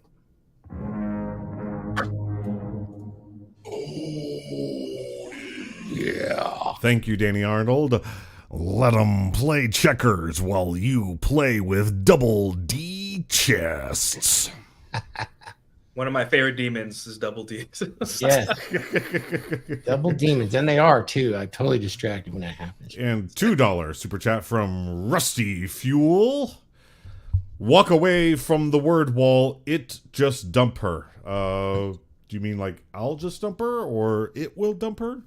Maybe you can clarify in the chat with your follow-up. No. Trust me. You send the open, sexy lips and milk, taco, donut, smiley face. Works every time. That's how you respond to a word eggplant raindrop. That's how you work. That's how you respond to a word wall. 60% of the time, it works every time. What if you get a word every time? Yet, right? What if you get an eggplant with the water drips is really obvious, like a dick pic. Yeah. When you send milk, taco, donut, they're not quite sure if you're inviting them to have coffee and a donut or what. Yeah. Don't send it to your homies. They might come over. Yeah, don't do that. Taco night. Here we go. Well, and I have to give some pushback on that super chat a little bit because he goes from one extreme to another. Yeah. Right. Oh, well, if she sends you a word wall, just dump her. I hear guys say that's like the red pill meathead axioms and shit like that. Just next her, bro. The thing is that what is the context around that? We got to expand that. Yeah, exactly. The context is maybe she's just in her feelings about something. Maybe she just needed to vent. And once again, that submission exercise, that shit test, seeing if you're going to get emotional when she gets emotional. Right? He's clarifying his typo here. Rebait the bear trap, right? The thing is that if you pass the shit test, why are you going to dump her? Because she might come back and be like, "Oh, I'm so sorry, I went off on you. You should have just talked. I calmed down, and I'm sorry, babe." Well, I think what he's saying is walk away from the word wall, let her get her feelings out and do her internal thought processes, or just dump her. Do you want to deal with that? So he's saying these are your 2 options: either walk away from the problem, or if you're willing to deal with it, just ignore it for a while until she comes back around. That's kind of what he's saying. So okay, makes more sense. But once again, illustrating the point of not being able to communicate fully through text. You guys limit your text when you're texting girls, and yes, and I do. How about during business relationships? You guys limit it there too? Only to pertinent information. Okay. I've really broken my addiction to texting. I think that was really what everybody's problem is nowadays. It's a goddamn addiction to texting. Addiction to texting. It's a dopamine hit. People will want to text you all day long. Girls want to text you all day long. That's why a lot of guys, when we're like, hey, look, keep text to logistics only when you're dating. Guys are like, but she's gonna forget about me, dude. Women aren't retarded, okay? They will not forget about you in 2 days. All right, give her some space to miss you and wonder about you and stuff like that. And then I get guys that say, well, when can I start texting when we're in a relationship? Can I text her all day then? No. She's got to know that you are a man on purpose. A guy who's on purpose doesn't have time to text all day. So if you have time to text all day, you're a loser, basically. Yeah. So from the beginning, like with Nurse Chick, I didn't text her. I don't send the good morning text, good night text. I don't do that shit. And then she likes to do that stuff, so she'll send them to me periodically. But like I'm not always sending that kind of stuff. We typically we could go like 2 days and stuff without getting a text, and then she'll finally reach out or something like that. But like I completely forget about it. I don't text. I think the only time you'll see me text is probably in beer club the most, and that's because guys are paying me and I'm running a chat. So yeah, and I didn't misread. He doubles down. It means she's out of control, not worth the effort. But see, that's the thing. Every woman gets out of control if you're in a relationship long enough. She's always going to have those emotional spikes, those moments, and they usually happen about once a month. Yeah, right? Rusty, if you know, you know. Rusty, for you to put the guide rails back up. Rusty, try this out. Instead of just dumping every chick that sends you word walls, try spanking her. Oh, that's there you go. That's actually quite good. Yep. Try that out. Maybe try that out. You're gonna get more of those. Or also with like the word walls, I find if you respond, I ain't reading all that, and just leave it at that, give it a couple days, they usually come around acting all nice and happy again. Or just listen to her. It'll be even less if you say milk taco. Listen to her? Yeah, we don't do that. Say, hey, we'll talk about it when I get home, and then you just sit down and say, what's on your mind? Usually, women, it's not that they have the problem; it's just that they want to talk. That's how they bond. That's how women are. Men, we're different. We like to fix the problem. Just let them talk. She doesn't want to solve the problem. She just wants you to listen. How many times have you guys talked to a woman and just let her talk, and all of a sudden she feels better, and it's like nothing happened? It's because she just wants all to the talk. time. Yeah. Yep. So Nick is playing 3D chess again. I mean, you are carrying the flag to the dragon ship. That's so true. Yeah, you can't leave your wife who has your 2 kids, who's been doing a good job, because she gives you a wall of text. Something's wrong. She needs to vent sometimes. Yeah, and don't solve her problems. Just listen to her and be like, wow, that's crazy. So how did that make you feel? And then within 10 minutes, she's back to normal, back to like nothing ever happened. That's women, guys. That's just women. You can't. That's who they are. Yeah, and it doesn't drag you down, Nuke. I mean, a lot of guys take it as, it drags me down if I have to put up with that. I have to throw this back out and that. It's like, dude, it's the cost for women. Like yourself, you're women, sacrificing your pawns, man. Don't do that.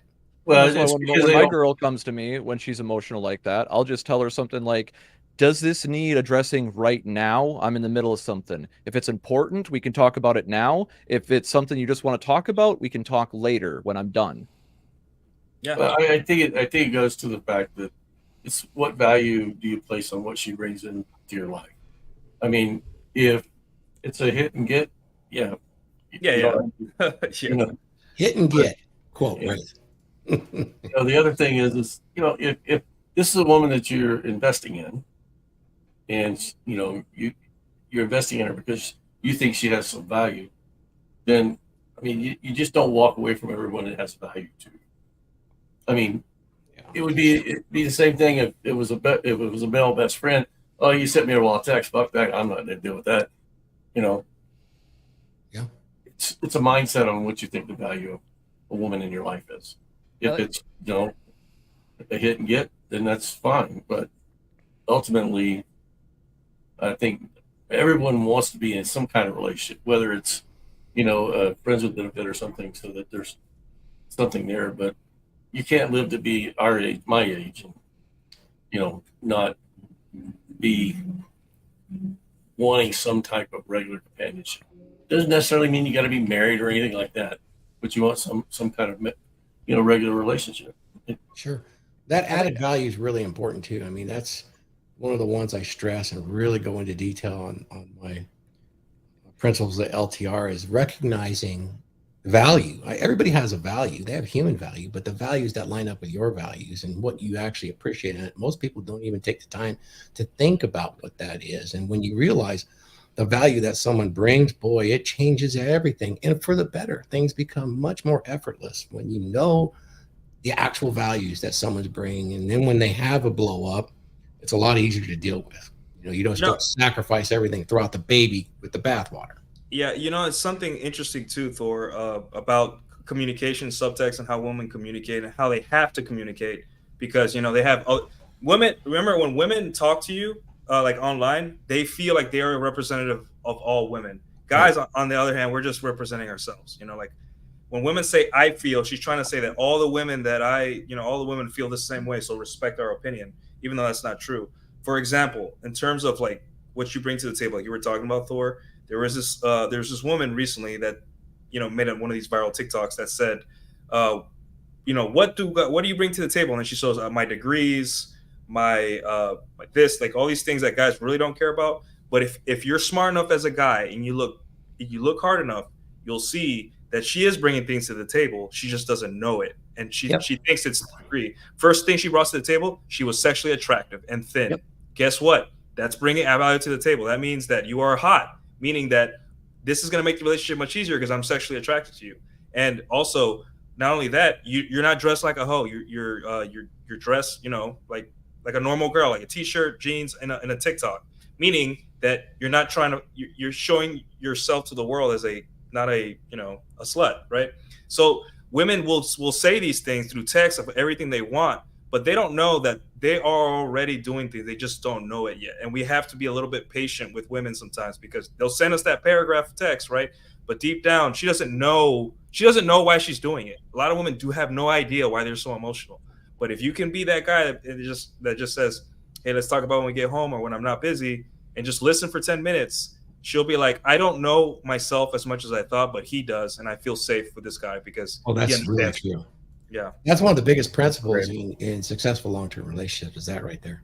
Deciphering what she's really trying to get from you. And a lot of guys will misinterpret it as like, she just wants to ruin your life. I'm like, no, dude, she's having an emotional episode. She's, she's confused. She needs an outlet, and you know that she needs an outlet. So let's solve this problem by just listening and then move on with their lives.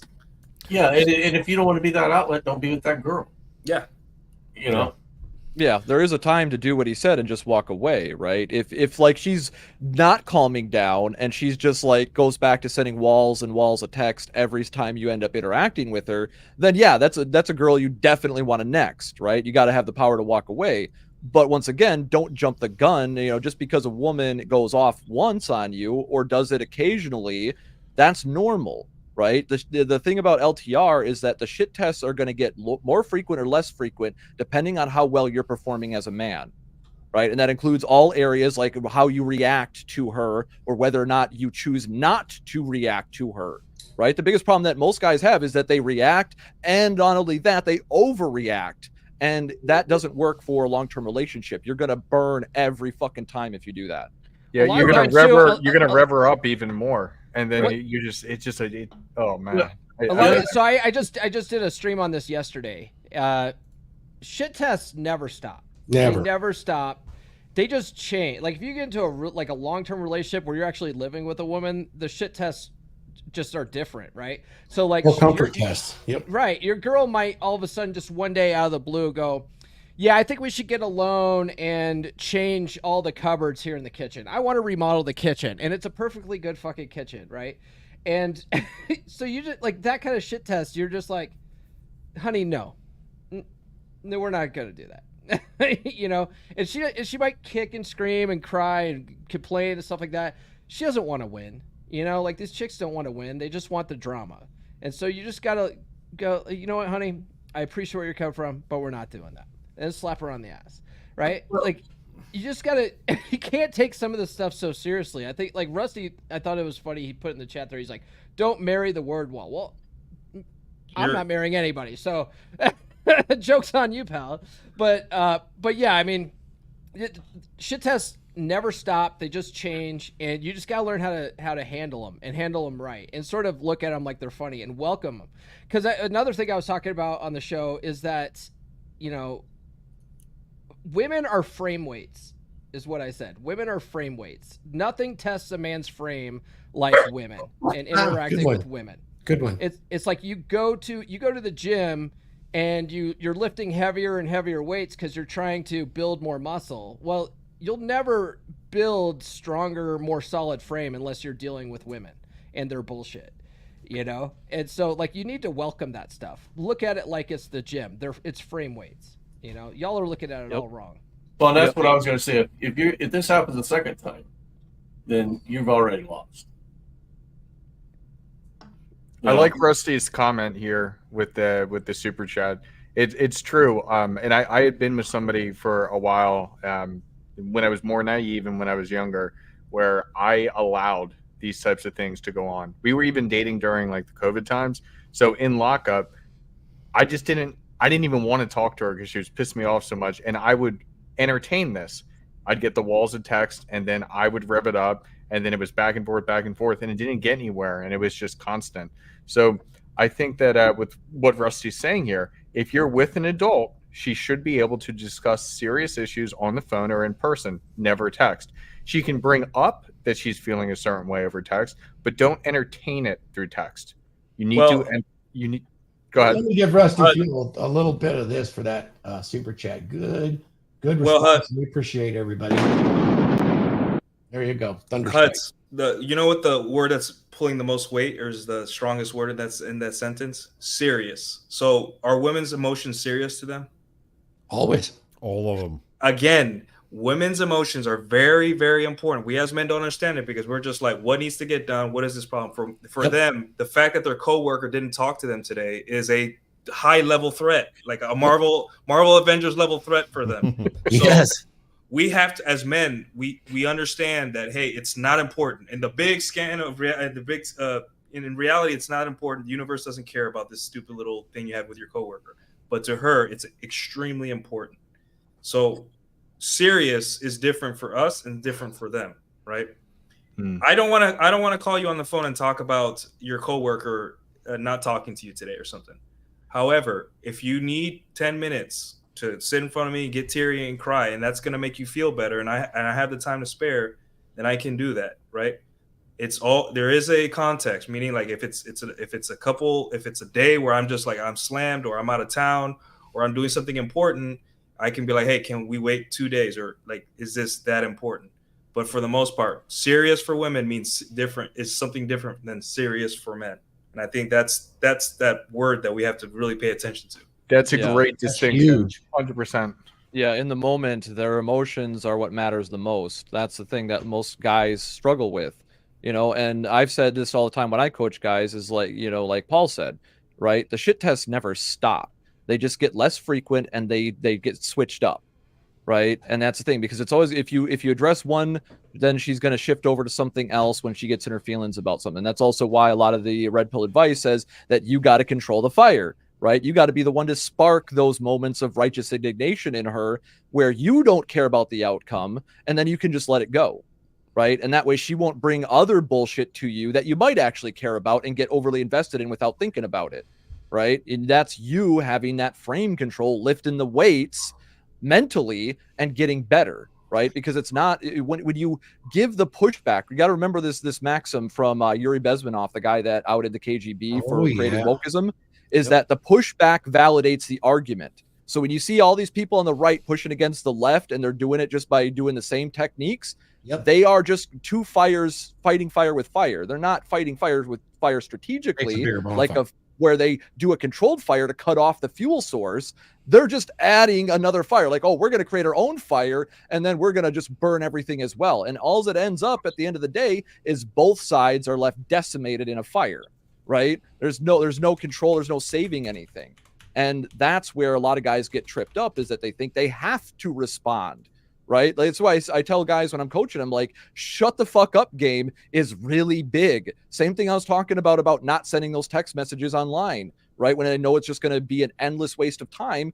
it doesn't, it might make me feel better in the moment, but it literally is wasting my life away. And having that context of self-control and responding how I should respond to get the best outcome, that's why I have the question, do you want to be right or do you want to win? Most motherfuckers want to be right even if they're wrong.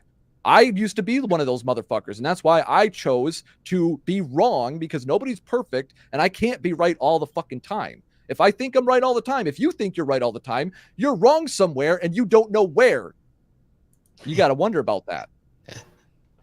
I like that comment you made about the controlled fire, because when I found out that they actually like fight fire with fire and it actually makes sense, the controlled burn that you're saying, that's really how you need to look at it. Yeah, So I thought that was a perfect analogy. Send her a middle finger emoji. Like when things are really nice and calm in your relationship, send her a middle finger emoji and don't answer till you get back from work. And I love the emotional spiking. yeah, And one of the things you could do is guys will mess up. I know we're off on somewhat of a tangent, but I find that if you, even with the guys that I mentor, that if you hold your ground, sometimes in this space, we tell guys, always be ready to walk away, shut it down, and we go overboard with that. Sometimes all you have to do is acknowledge that her emotion is important to her. That's it. Think about that. Sometimes you just acknowledge that it's important to her. And that'll change your response. And if she's valuable to you, meaning she gives value to your life and elevates your position in some way, acknowledging that that emotion is important to her. I mean, you don't have a room full of buddies or a room full of red pill guys going, no, don't do that, do this, you know. You'll see that it buys you a lot of goodwill in the future if you can acknowledge your emotions important at the right time. Like the example that I gave, when my girl comes to me with something out of the blue and I'm in the middle of something, I just ask her how important it is, right? And because that does a couple of things. It reshifts her focus out of her feelings for a second, so she has to actually articulate herself, and then she actually has to think for a second. And if she's really in her emotions where she's not even willing to articulate that, then I know that I should just ignore her completely in that moment. I'll tell her, go away. And if she doesn't go away, I'll fucking leave. Right? Those are the extreme ends of it. But like Thor said, most of the time, you just have to acknowledge her emotion so that way she knows that you give a shit. You don't have to respond to actually give a shit. You just have to acknowledge to give a shit. And that's a context nuanced difference there that a lot of guys in LTRs, they don't realize, they don't get, and they end up getting more and more. So every shit test you fail leads to another shit test very soon. And they get so frequent, that's when you end up in these marriages with irreconcilable differences, because the dude just failed like 1,000 shit tests in a row, and his bitch is fed up with him now. And he turned her into that monster by not responding correctly. Yeah, you cannot logic your way into pussy. Exactly. You will never logic your way into pussy. That's just not how it works. So, unless you're an obstetrician, right? Yeah. Gynecologist. Yeah, and even then, you probably have to talk her down a little bit. Like, is this your first time, ma'am? Exactly. Oh, you have to have a witness to make sure it's all good. Yeah, but these are some of those demons as men that we need to fight. Yeah. Right, to maintain that self-control. You know, we say it all the time: control the controllables. You're the number one controllable, and that's where a lot of guys fail. It comes back to enlightened self-interest. How does this affect me, and then how does it affect others? Right, in that moment with my girl, right, in those moments, I'm practicing enlightened self-interest. I'm asking myself, okay, how does this affect me? And then how does it affect her? And then I play into what she's trying to do and figure out how to redirect her in order to work best for me so she can add that value. And that's another thing I tell guys. A lot of guys get hung up on confronting a girl or just completely avoiding, right? But they don't understand the middle ground is don't confront, redirect. Yeah. Good point. Wow, what a fantastic show today. We have lots of demons, Mike, that we could go on forever, but we should probably wrap, and it's all in your court. Yep. Well, thank you very much. Guys, we're going to go, got an exit ad here at the end of the day, but first we need to go around the horn. And for final thoughts and a little housekeeping, see what the guys are up to. Any last words, Wraith, on demons and defeating them? No, not really. If you want to get a hold of me, Wraith Detour, Yahoo, Wraith _ Detour, Yahoo, X, Telegram, and Instagram.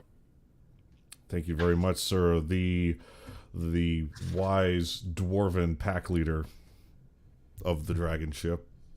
You remind me, sir. You remind me of Balin in The Hobbit. He was my favorite dwarf. Are you calling Wraith short? Like, what's going on? No, I was gonna say, I'm calling him. Aren't you like 6 foot? At least. No, it's his beard. It's the beard. Yeah, exactly. Yeah. Nuke. Final thoughts. Where can people find you? Final thoughts. Thor, I need your help with my final thoughts today. When you woke up from your surgery, Thor, what was the first thing you noticed? I wanted to go and vote for Joe Biden. They took half my brain out. What was the first physical thing you saw when you woke up? What was it? A pair of something? What was it? Oh man, the only thing I could see, because it had limited my vision, a beautiful pair of tits, man. It's the only thing I could see.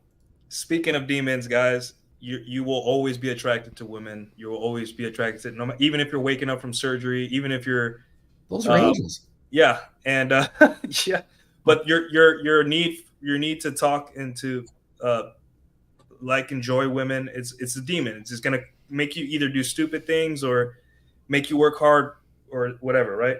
So understand that in order for you to enjoy women the right way and all that stuff, you have to control this demon that is your sex drive and be smart about it. Don't be stupid. And that's all I have, guys. I'll put the link tree in the chat. So true, Nuke. Awesome. Glad to hear it. Thanks, buddy. AJ in the command center. Final thoughts. Where can people find you? Demons, I think we hit it very well as far as like just dealing with it in general. I could go into some horror stories about my past with cluster bees because those are their own demons. But that's for a whole other episode right there. Where you can find me, Monday night, I will finally do my review of Frame. I'm going to be doing some work on Monday, get my channel up to snuff a little bit, and then Wednesday night on Masculine Geek, join both Thor and myself